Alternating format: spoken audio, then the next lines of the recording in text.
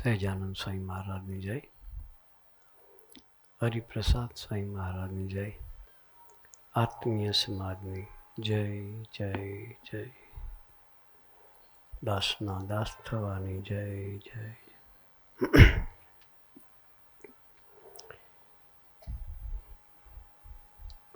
પાદરાની ધરતી પર તમારા બધા દર્શન કરી ખૂબ આનંદ થયો.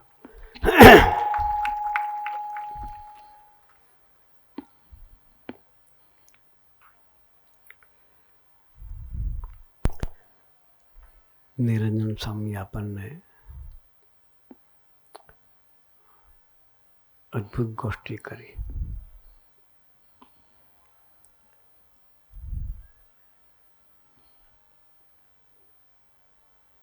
સત્સંગ શાને માટે કરવાનો?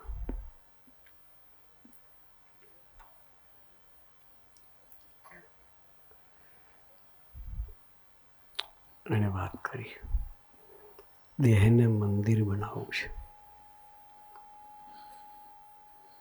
અને ઘરને મંદિર બનાવવું છે. કોઈ પૂછે કે સત્સંગમાં શાને માટે જવાનું?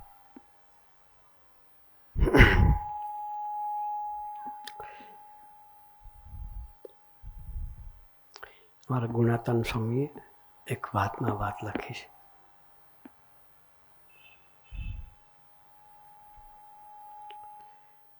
સભામાં ભેગા થઈએ છીએ,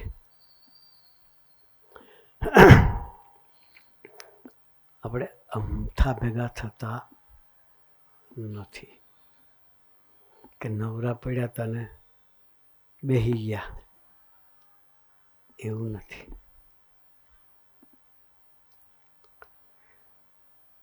પણ સભામાં જઈએ એક ભાવનાથી જવાનું. સ્વામી કહ્યું સભામાં જઈએ એટલે મોસ્ટલી કેવું હોય કે પેલા કીર્તન ભક્તિ થાય, ઢોલ નગારા સાથે, પછી વક્તા હોય વાતો કરે, છેલ્લે આરતી થાય, પ્રસાદ કરીને છૂટા થઈ જાય. મોનોટોનસ એક્ટિવિટીઝ લાગે. કેવું લાગે? દરેક જગ્યાએ સભામાં સિસ્ટમ હોય. એટલે ગુણાતાન સ્વામીએ કહ્યું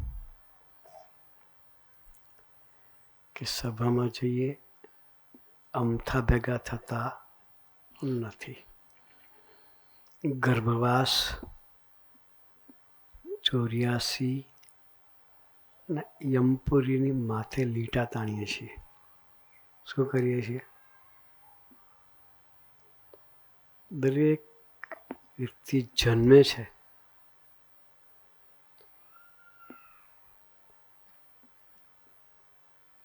એને મરવાનું છે જ. માણસો કે ઢોર હોય, વનસ્પતિઓ કે પક્ષી હોય, એને મરવાનું છે. ગર્ભવાસમાં આવવાનું જ છે. ગર્ભવાસનું દુઃખ સૌથી ભયંકર દુઃખ. એ ગર્ભવાસમાં ન આવવું પડે એ માટે સત્સંગ, એના માટે લીટા તાણીએ. શું કહે છે ગુણાતાન સ્વામી? ગર્ભવાસને માથે લીટા તાણીએ. 84 એટલે હું બામણ જમણવાએ કે 84 કરી. એ 84 ની 84 લાખ જાતની યોની છે. કેટલી? એટલી જાતના જીવ છે. 21 લાખ જાતના પગે ચાલનારા છે. આપણે આવી ગયા ભેંસ, ઘોડે, બળદ બધું આવી ગયું પગે ચાલનારામાં. 21 લાખ જાતની છે પગે ચાલનારી. 21 લાખ જાતની હવામાં ઉડનારી છે. મચ્છરથી માંડીને ગરુડ સુધી. મચ્છર બી ઉડે ને ગરુડ પણ ઉડે. 21 લાખ જાતની યોની છે.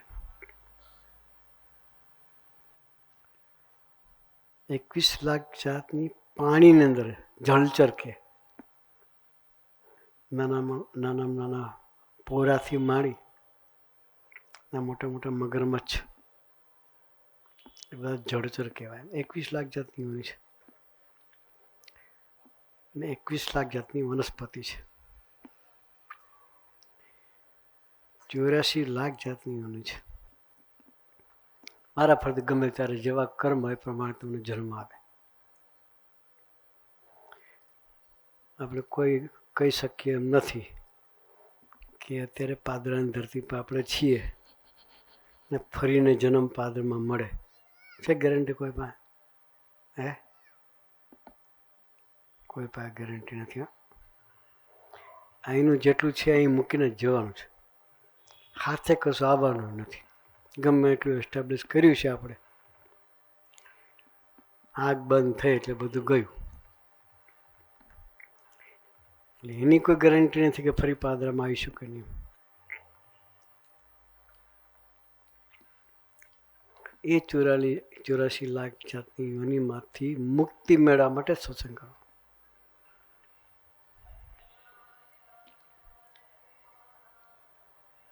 ત્રીજું યમપુરી કીધું.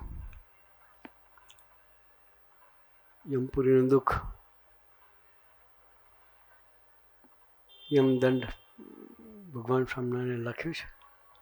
એ વાંચીશું, શાસ્ત્રમાં છે તો આપણને ખબર પડશે યમદંડ શું છે. જેવા કર્મ કરો એ પ્રમાણે તમને ભોગવવું પડે. એ 3 વસ્તુમાં તે લીટા તાણીએ છીએ. આ સભામાં આમથા નથી આવ્યા. ગુણાવતાન સ્વામી વાતમાં લખ્યું છે.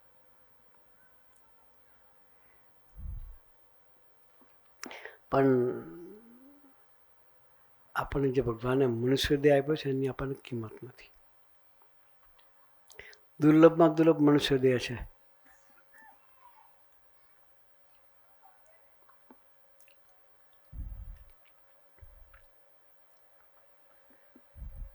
હજુ સુધી સાયન્ટિસ્ટો બનાવી શક્યા નથી મનુષ્ય દેહ. આટલું બધું સાયન્સ ડેવલપ થયું પણ લોહીનું ટીપું સાયન્સ નથી બનાવી શકી. કદાચ ભવિષ્યમાં કોઈ બનાવે પણ એમાં જે આત્મા મૂકવાનો છે ને એ સાયન્ટિસ્ટના હાથમાં નથી, એ ભગવાનના હાથમાં છે. એટલે કહ્યું છે કે દુર્લભમાં દુર્લભ મનુષ્ય દેહ છે. એવો દેહ આપણને મળ્યો એ ભગવાનની કૃપા.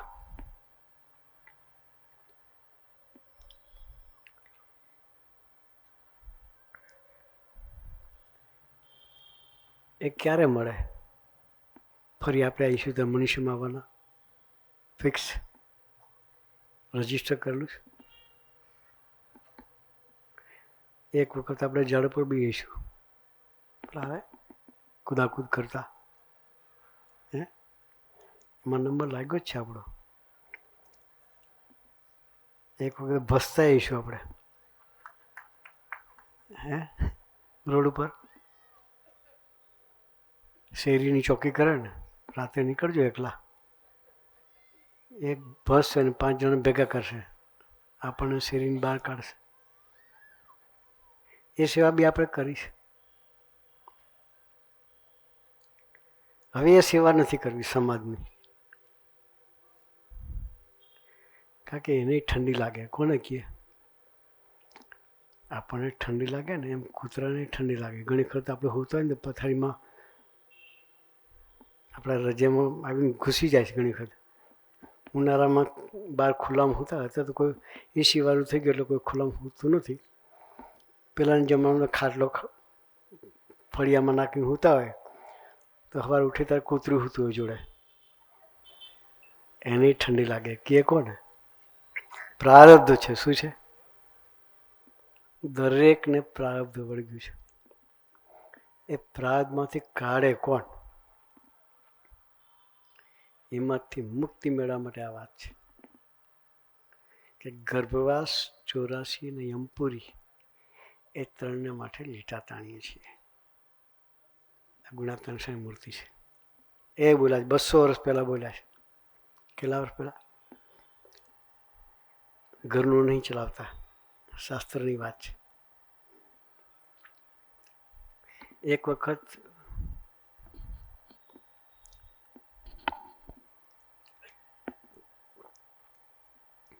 અકબર ને બીરબલ, નામ તો આપણે સાંભળ્યું છે, ઘણી સ્ટોરી સાંભળી હશે.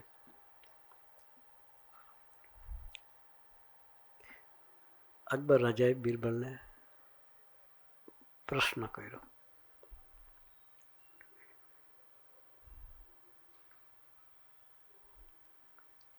કે બધા મનુષ્યને દુર્લભ કે છે, એ કઈ રીતે તું મને સમજાય કે? એ તો હાજર જવાબ એ તો બીરબલ તો ઇન્સ્ટન્ટ બોલો એટલે તો જવાબ નીકળે. પણ એણે કહ્યું કે હું કાલે તમને જવાબ આપીશ કે.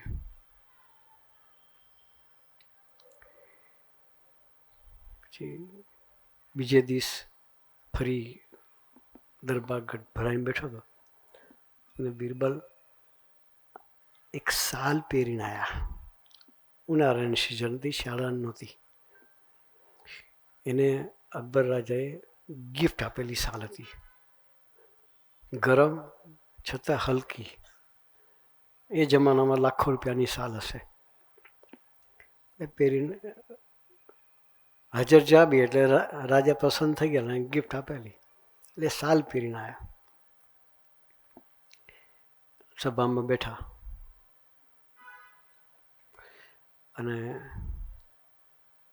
રાજાએ કહ્યું મારા પ્રશ્નનો જવાબ. એટલે એણે જાણી જોઈને છીક ખાધી. કોણે? બીરબલે છીક ખાધી. એટલે લાખો રૂપિયાની શાલ હતી, નાક લૂછી નાખ્યું. એટલે શાલ આપનાર હોય એને એની કિંમત હોય.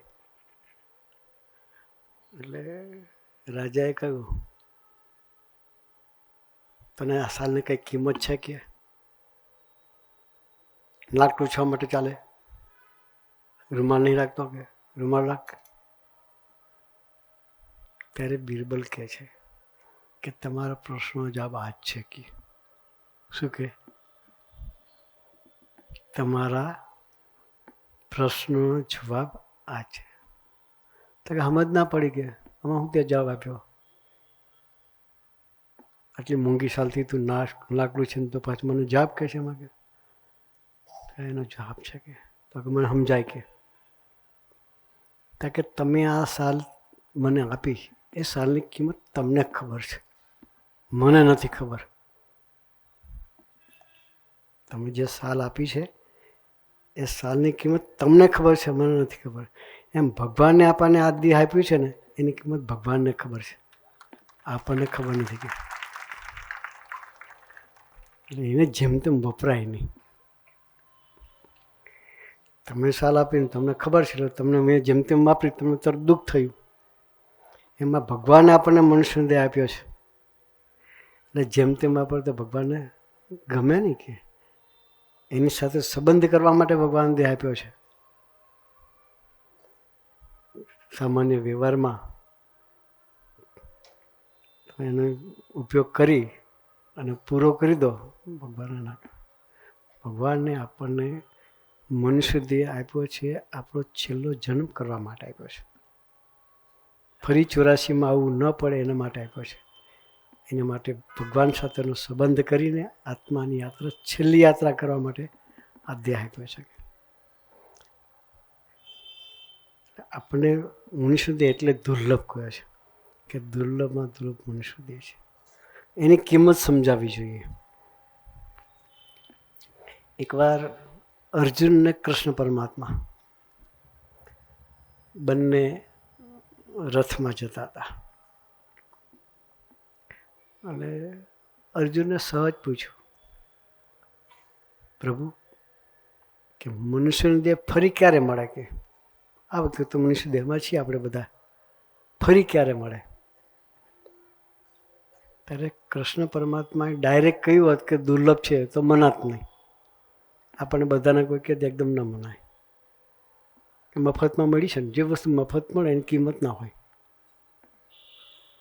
લોટરી લાગે 40 મિલિયનની તો એની કિંમત ના હોય, જેમ તેમ વાપરી નાખીએ. સુરત બાજુ છે ને ગ્રામ્ય વિસ્તાર, ત્યાં જમીનોની કિંમત બહુ ભારે. 1 વીઘાના 4-4 કરોડ મળે.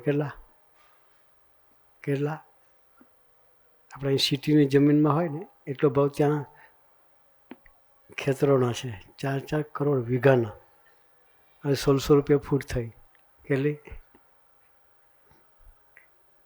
એટલી મોંઘી જમીન, અને લોકો વેચીને પૈસા કર્યા.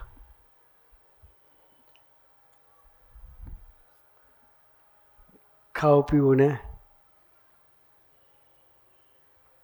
કરોડપતિમાંથી પાછા રોડપતિ થઈ ગયા. આગલો કર નીકળી ગયો. એ વિવેક શીખવા માટે સત્સંગ છે. કોઈ કે સત્સંગ શાને માટે કરવો? કે જીવનમાં વિવેક પ્રગટેવા માટે. વિવેક ના હોય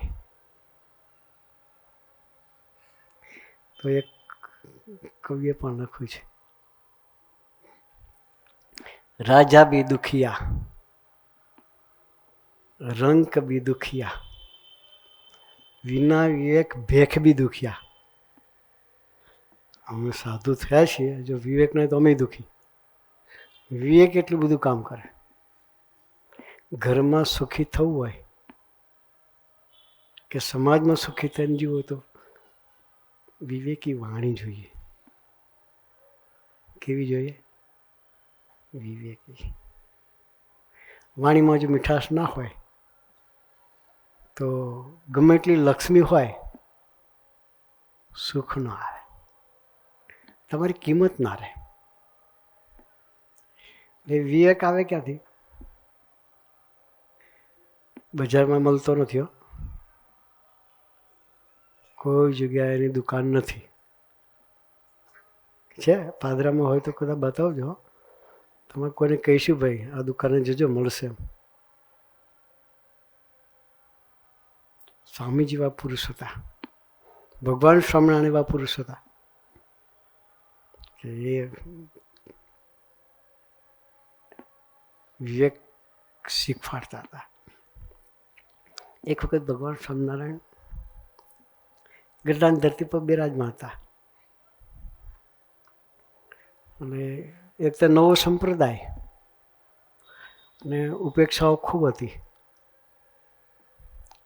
વિકાસ હોય તો ઈર્ષા હોય. શું હોય? એને કેમ કરીને બંધ કરાવીએ, ચાલતું હતું બધું. એક આખી કોમ્યુનિટી એવી હતી કે એને ભગવાન સ્વામિનારાયણની ઈર્ષા. એટલે એક નાનું છોકરું હરિભગત બજારમાંથી પસાર થતું હશે, એને દિવાલ બાજુ બધું થૂક્યું. પહેલાં એ કંઈક પોઈન્ટ શોધવો હતો, ભગવાનને ગમે તે ફોલ્ટમાં લઈ અને ગામમાં ધજાગરો કરવો અને ઉપેક્ષા કરી અને ઇન્સલ્ટ કરવું. એવું એ ફજેતી કરી, મારી પર થૂક્યો કે અમને અભડાયા કે. આખી નાત ભેગી કરી, કે આખી નાત ભેગી કરી. નાત દ્વારા ગામમાં કહી દીધું બધાને કે સ્વામિનારાયણવાળા કોઈ આવે ને એને આપણે કોઈ માલ બી નહીં આપવાનો.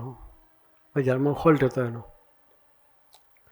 અને હોવાપો થઈ ગયો. એ વાતની ભગવાન સ્વામિનારાયણને ખબર પડી કે ભગવાન સ્વામિનારાયણ સભા કરીને બેઠા હતા. પછી ઊભા થયા, એટલે ધીરે કે હમણાં આવું છું 5 મિનિટ. જ્યાં ગામના લોકો ભેગા થઈને જે હોવાપો કરતા હતા સીધા ત્યાં પહોંચી ગયા. જઈને માફી માગી કે અમારા હરિભગત થકી કંઈ ભૂલ થઈ ગયું હોય તો એની માફી અમને આપજો. કોણ કે? ભગવાન સ્વામિનારાયણ સ્વયં ત્યાં જઈને માફી માગી કે અમારા હરિભગત છોકરો થૂક્યો નહોતો એની પર, તો સાઈડમાં જ થૂકેલો, પણ પેલો કોઈએ જાણી જોઈને એક બદનામ કરવા માટે કહ્યું કે અમને માફી આપો. ત્યાર પેલા કે મહારાજ પ્રભુ તમે સ્વયં આ રીતે આવ્યા કે? તો કે અમને ખબર પડે કે અમારા હરિભગતે તમારી પર થૂક્યા છે તો એની માફી હું માગું છું, કે મને માફ કરજો. કે પેલા બધા જ પગમાં પડી ગયા કે નાના પ્રભુ તમારે માફી માગવાની ના હોય. એ વિવેક છે. શું છે? બાકી શું સમજે? આપણે તલવાર કાઢીએ, શું કાઢીએ? બે શબ્દ કહી દઈએ. પણ ભગવાન સ્વામિનારાયણ ત્યાં જઈને માફી માગી તો બધાને જે વિરોધ કરનાર હતા એ બધાનો ગુણ આવ્યો અને ભગવાનનું બહુમાન કર્યું કે તમે આવા પુરુષ અને અમે તમને સમજી નથી શકતા. કે વિવેક આટલી વસ્તુ કામ કરે. મારા ગુરુ હરિ સ્વામીજી શીખવાડતા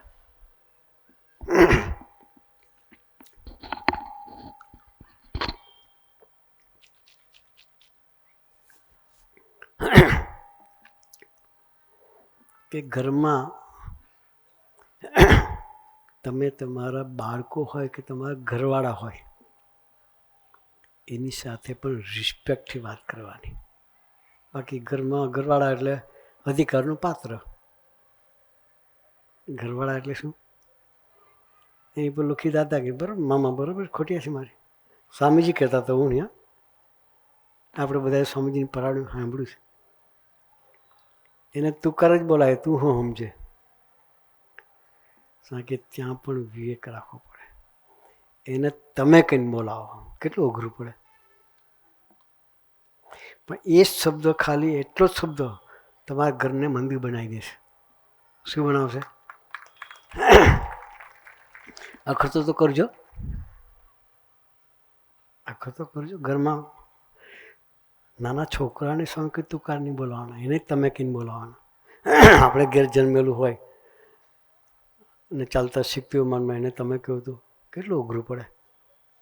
પણ એ વિવેક છે. એટલો નાનો વિવેક પણ ઘરને મંદિર બનાવે. કોઈ હસબન્ડ વાઈફ વચ્ચે પ્રસંગ બને જ નહીં. શરૂઆત તો કરીએ. અનુભવ સિદ્ધ વસ્તુ છે. સ્વામીજી બોલતા હતા એ મફતમાં નહોતા બોલતા, પણ આપણે કોઈ અનુભવ નથી કર્યો. આપણે એ વસ્તુ પકડવી છે. ઘરને મંદિર બનાવવું છે. સ્વામીજી ભાવના હતી દેહને મંદિર બનાવવું છે. સ્વામી કહે દેહ કચરા પેટી નથી. શું કે? દેહ કચરા પેટી નથી કે અંદર બધું ભરભર કરીએ. એમ જ્યાં કચરો હોય ત્યાં ભગવાન ના બેસે. ભગવાનને એવું સરસનું આસન જોઈએ. કેવું જોઈએ? સ્ટેટસથી જીવે છે ભગવાન. કોઈ બી મંદિરમાં જોજો તમે, ઠાકોરજીનું કેટલું સ્ટેટસ. વ્યવસ્થિત સિંહાસન કરીને ઠાકોરજીને પધરાવીએ. અહીં પધરાવાય તો શું જોઈએ? કચરા પેટી હોય તો ભગવાન રહે નહીં. ત્યાં મંદિર કરવું છે. દિલને મંદિર કરવાનું અને ઘરને મંદિર કરવાનું. એના માટે સત્સંગ કરવાનો. અમતા ભેગા થઈને મંજીરા વગાડીને છૂટા પડવાની વાત નથી. સભાઓ તો ઘણી થતી હશે. વિવેક એ 10મો નિધિ છે. અષ્ટસિદ્ધિ 9 નિધિ કીધી છે શાસ્ત્રમાં. 10મો નિધિ એટલે વિવેક છે. એ વિવેક આવા સંતના સમાગમે કરીને આવે. એની સાથે મૈત્રી બાંધવાથી આવે. આપણે ખૂબ નસીબદાર છીએ કે સ્વામીજીએ આ સત્સંગના માધ્યમથી એવા હજારો પરિવાર તૈયાર કર્યા છે કે જે વિવેકથી જીવે છે. દિલના મંદિર કરીને જીવે છે. હૈયામાં કચરો આમ જોઈએ તો ચાર બધું પેકેજ છે ને. હૈયું તો કે ખુલ્લું છે. પણ છતાંય અહીંયામાં કચરો પડે. હા, 3 દ્વાર છે કચરો જવાના, ને એને કોઈ લોક નથી. એક છે આંખ, છે બંધ રહે, રાતે હોય ત્યારે બંધ રહે, બાકી આખો દાડો ખુલ્લી. એમાંથી જે ઇમ્પ્રેશન જાય છે, સારી નરસી બધી ઇમ્પ્રેશન એ બધી હૈયા પર પડે છે. આંખે કરીને ન જોવાનું જોઈએ, એ બધો કચરો છે. શું છે? બીજું છે કાન, એને કોઈ લોક નથી. હા, ખુલ્લો જ રહેશે, 24 કલાક ખુલ્લો. ઊંઘમાં બી ખુલ્લો રહે. હા, ઊંઘમાં કોઈ બૂમ મારે આપણા નામની તો જાગી જાય કે ના જાગી જાય? હવે બીજા કોઈની બૂમ પડે ના જાગી. હા,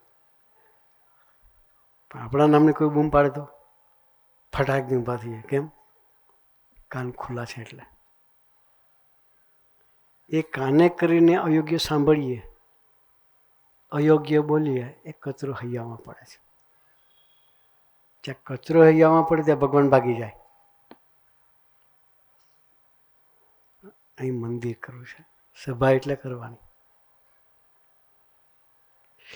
ત્રીજી જીભ, ડબલ ડ્યુટી.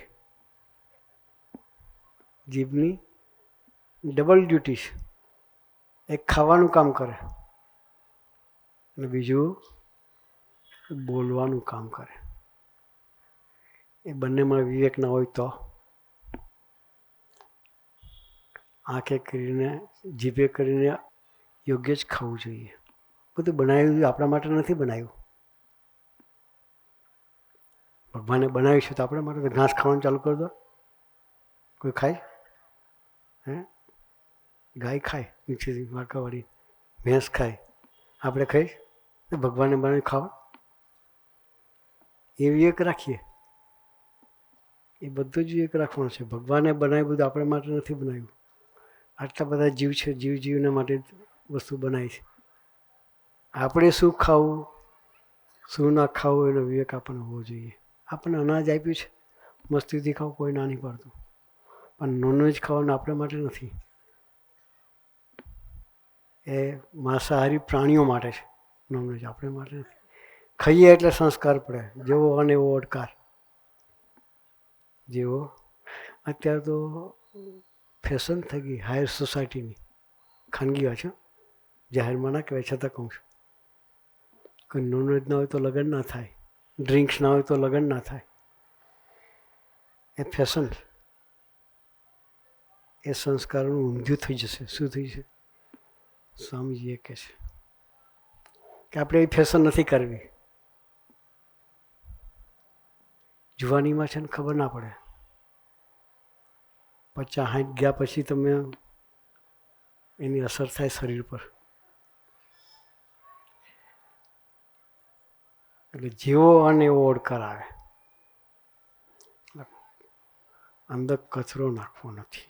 3 દ્વાર ખુલ્લા છે 24 કલાક, એને બંધ થતા નથી. એટલે આપણે જાણી જોઈને સંયમથી બંધ કરવા પડે. યોગ્ય જોવાનું, યોગ્ય સાંભળવાનું, યોગ્ય બોલવાનું, યોગ્ય ખાવાનું. આ જીભ છે બોલે. જો એકવાર દાંતને જીભનો ઝઘડો થયો, 32 જણા પહોંચે કે એક પહોંચે? તમે કહો છો. હે? આપણી પાસે 32 જણા પડ્યા હોય ને આપણે એકલા હોય તો હાથ ઊંચા કરી દઈએ, સરેન્ડર. તમે કહો એમ કરીશ.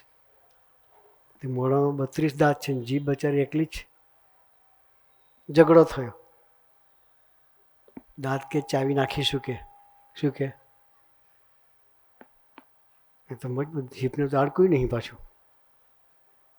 શું થાય ચાવી નાખે તો? ભૂક્કા બોલી જાય જીભના તો. જીભ જાયવી નહોતી. હા, કે જોવું છે કે શું કે? દાંતને ચેલેન્જ આપી, જોવું છે કે? એક શબ્દ બહુ થઈ ગયો કે? સમજી ગયા? હે? એક જ શબ્દ વિચિત્ર આપણે બોલી નાખીએ તો 32 બારે આવી જાય. શું આવી જાય કે ના આવે? વગર ઇન્સ્યુલન શું કહેવાય એનેસ્થેસિયા, ડૉક્ટર પાસે જઈએ તો એનેસ્થેસિયા આપીને કાઢે. આ તો આમનું કાઢી નાખે એક શબ્દથી.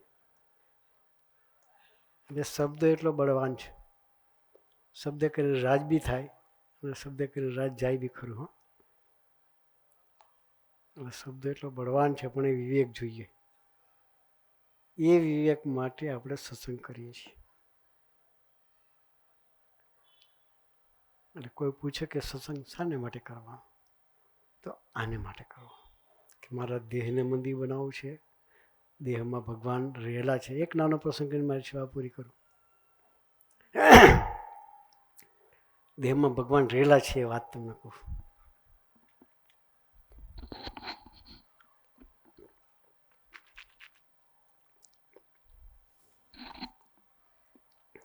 લંડનથી એક ભગત આવેલા, પોતાનો સ્ટોર, લંડનમાં ડબલ સ્ટોર, 2 સ્ટોરવાળું દુકાન, અને સ્મોકિંગની ટેવ. હું વર્ષો પહેલાં, હું 50 વર્ષ પહેલાં, 45-50 વર્ષ પહેલાંની વાત કરું છું. સ્વામીજી સોખડા ગામમાં રહેતા હતા, નાનું મંદિર હતું ત્યાં, ત્યારની વાત કરું છું. બિફોર 76-77. એ ભગત સ્વામીજી પાસે આવ્યા. ચેન સ્મોકર, પીવાની ટેવ, એક જ વખત કાંડી હળગાવવાની, પછી કાંડી નહીં હળગાવવાની, દિવાહાળી નહીં, સિગરેટ ટુ સિગરેટ. એને ચેન સ્મોકર કહેવાય. એટલે એવો તો ટેવ હતી એટલે સ્મોકિંગની. મંદિરે આવ્યા, રૂમમાં બેઠા હતા અને હળગાઈ. સામે યોગીમાનની મૂર્તિ દિવાલમાં. જેવો દમ માર્યો, ધુમાડો જેવો બહાર આવ્યો, એટલે યોગીજીમાની જે મૂર્તિ હતી દિવાલ પર, આપણે ધુમાડો લાગીને જેમ આપણે આમ બેચેન થઈ આમ આગ બંધ કરી આમ આમ કરીએ મોડું, એવું યોગીમાનની મૂર્તિમાં એને દર્શન થયું કે યોગી મહારાજને મારો ધુમાડો લાગ્યો અને મોડું આમ આમ કરે છે. એટલે એને થયું કે મને કંઈક ભ્રમ થતો હશે. પેલે ધડકે ના મનાય આપણને. એટલે ફરી આંખ બંધ કરીને ધુમાડો શોટ માર્યો બીજો, તો હૈયાની વિશે યોગીમાનના દર્શન થયા. ક્યાં? હૃદયમાં યોગીમાનના દર્શન થયા. અને ત્યાં યોગીમાન આમ આમ કરતા જોયા એને કે સર બહાર તો છે જ, એ પાછા અંદર બી છે, એ આમ આમ કરે છે, એને ગમતું નથી. હૈયામાં ભગવાન રહેલા છે, ભાગી જ શકે. એને cigarette all we all we, chain smoker છતાં જિંદગી આખી પછી સિગરેટ પીધી નથી. એને ખબર પડી કે અંદર ભગવાન છે, એ ભગવાનને મારે જવા દેવા નથી. આપણા હૈયાનું છે ભગવાન છે, એ 4 દ્વારે કરીને કચરો અંદર જાય છે, આંખ કાન ને જીભે કરીને. એ કચરો આપણે અંદર ઠાલવવો નથી. એ વિવેક પ્રગટીને માટે અઠવાડિયે સત્સંગ કરવાનો. આપણે સરસ યોગ મળ્યો છે. અહીંયા સરસ સભા પાદરાની ધરતી પર પણ થાય છે. શાનું કરતા અઠવાડિયે કલાક કાઢવાનો, કોઈ ખોટ નહીં જાય. નિરંજન સ્વામીએ કહ્યું ને, અઠવાડિયાના 168 કલાક, એમાંથી 1-1.5 કલાક કાઢીએ તો કેટલા ટકા થાય? વેપારી છીએ આપણે, પાદરા બધા વેપારી જ બધા. હે રમેશભાઈ, બધા વેપારી મોસ્ટલી નહીં? બધા વેપારી. હિસાબ તો આવડે ને. 1-1.5 કલાક કાઢી તો કેટલા ટકા થાય? 1% પૂરો થતો નથી. 1% ભગવાન તરફ ચાલવાનો સંકલ્પ કરીએ તો આપણી તનની, મનની, ધનની ને આત્માની બધી જવાબદારી ભગવાન લે. આ ડીલ સસ્તી ખરી કે નહીં, કે મોંઘી? આવી સસ્તી ડીલ ભગવાન આપણને કરુણા કરીને આપણને આપીશ. તો અઠવાડિયે 1 કલાક એક સત્સંગ કરવાનો સંકલ્પ કરીએ. અને એથી વિશેષ આ શ્રીજી સ્વામી આવ્યા છે, આપણને આમંત્રણ આપવા માટે આવ્યા છે કે 7મી જાન્યુઆરી અમદાવાદની ધરતી પર ગુરુહરિ સ્વામીશ્રીનો 90મો પ્રાગટ્ય દિન ઉજવવા જઈ રહ્યા છીએ. તો એમાં સપરિવાર બધાએ આવવા માટે પ્રયત્ન કરવાનો છે. તો એવું સરસ સમાજ સ્વામીજીએ ઊભો કર્યો છે. એ સમાજનું દર્શન પણ થશે અને આપણી યાત્રા ભગવાન તરફ ચલાવવાની પ્રેરણા પણ મળશે. તો આવો સરસ અવસર આવે છે તો અવસરમાં પણ આપણે પાર્ટિસિપેટ થઈએ. એ માટે ગુરુ આપણને સૌને ખૂબ ખૂબ ખૂબ બળબુદ્ધિની શક્તિ આપે. એ જ પ્રાર્થના સહેજાનંદ સ્વામી મહારાજની.